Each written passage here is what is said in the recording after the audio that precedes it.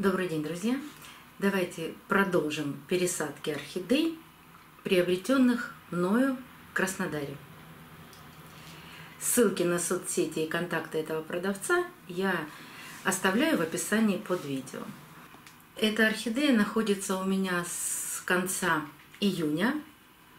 За это время она дорастила цветонос, распустила 3 цветочка. И хочу ее пересадить даже в цветущем состоянии. Потому что такое количество корней, которые она растит в горшке, особенно вот здесь это видно, мне очень не хотелось бы, чтобы корни прорастали внизу горшка, а воздушные корни тоже уже огромные. Я думаю, что она не будет больше продолжать наращивать цветонос, а так как она цветет уже больше месяца, пересадка ей не повредит и не помешает дальнейшему цветению. Все это время она находилась в своем родном торфяном стакане. Как я распушала этот торф и ставила в такой горшочек и ни разу не доставала оттуда. Вот, кстати, название этой орхидеи. Я оставлю именно то видео, в котором я это показывала и рассказывала, как я это делаю.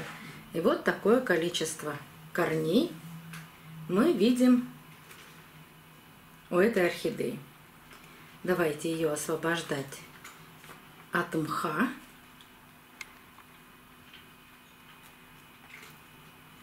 И смотреть, что же еще будет, может быть, сюрпризы, а может быть и нет, внутри мохового стакана.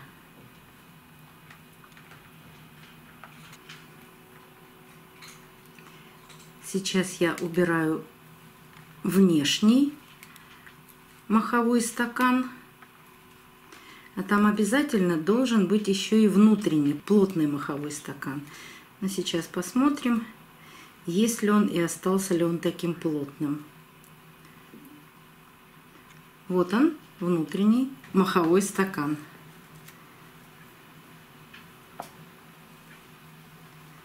Сейчас его будет лучше видно. Сначала маленькую-маленькую орхидейку вот с такими листиками, они даже здесь видны, вот с такими малюсенькими листиками сажают вот в этот первый моховой стакан. Потом, когда она начинает растить активно корни, заворачивают еще один слой мха. Получается как бы 2 плотных моховых стакана. Но сейчас мы уберем и этот стаканчик.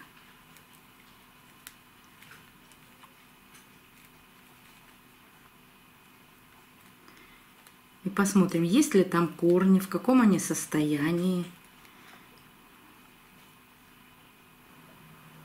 Чаще всего там остаются маленькие, тонкие, самые первые корешки. И так как орхидея активно растит новые здоровые корни, эти маленькие корешки понемногу, потихоньку, со временем отмирают. Но могут прорасти и во второй стаканчик моховой и быть очень активными. Да, есть. Вот этот корень находится в первом моховом стакане, а он вырос, и вот он растет дальше.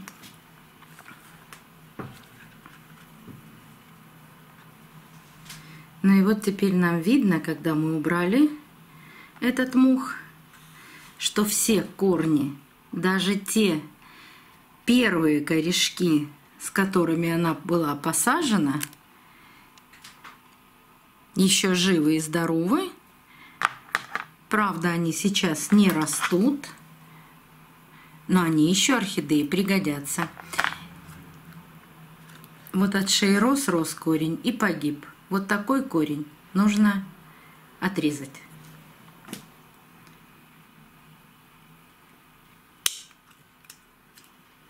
Но так как у нее огромное количество растущих корней, ага, вот еще один такой корешок есть. Ну, по каким-то причинам орхидея решила его дальше не растить. Вот он. Тоже отрезаем такой корень. У нее огромное количество растущих корней, и эти корни ей не пригодятся. Ну, прекрасное состояние орхидеи, но все равно я всегда перед посадкой корни промываю под проточной водой. Ссылку на видео, как я это делаю, я оставлю в правом верхнем углу экрана.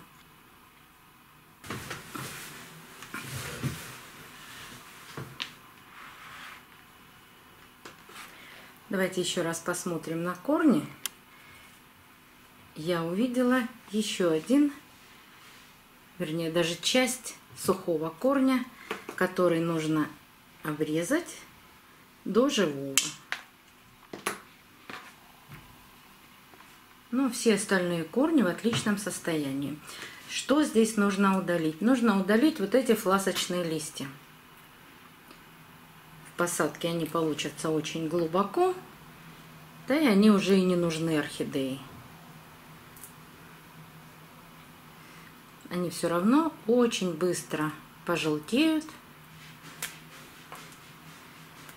а потом из глубины горшка их будет сложно достать. Вот этих 2 листика и здесь 2 листика. Вот с такими крохотными листьями сажают орхидею.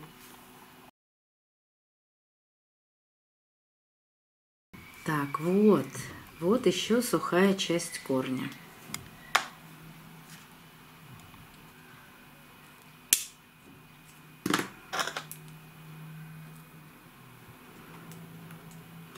Когда я промываю орхидею, я специально не расплетаю корни орхидеи.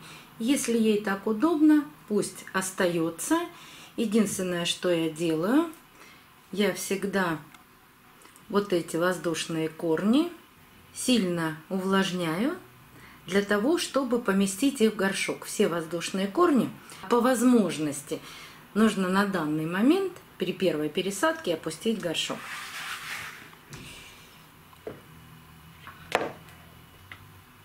Двойной горшок объемом 1,6 литра.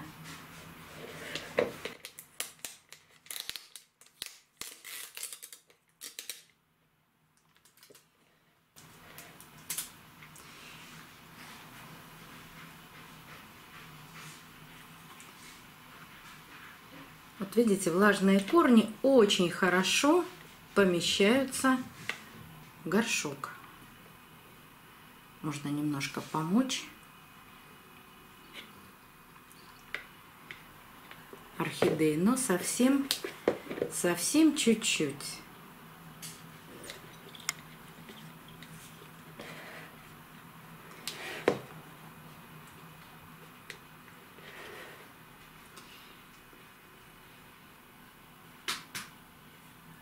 И после того, как орхидея росла в мху, ей нужно предложить, ну, по крайней мере, в моей ситуации, так как я не сажаю орхидеи в кору, более влагоемкий грунт.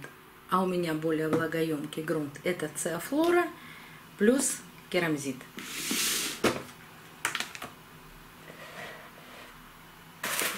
Сначала насыпаю небольшое количество влажного керамзита.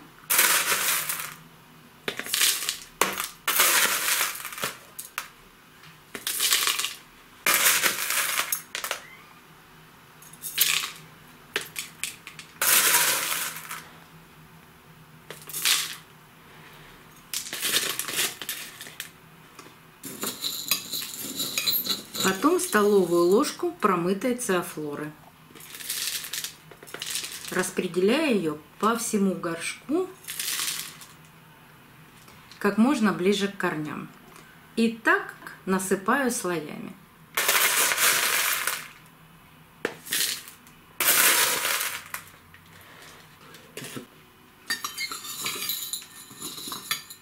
И последний слой я обязательно кладу циафлору.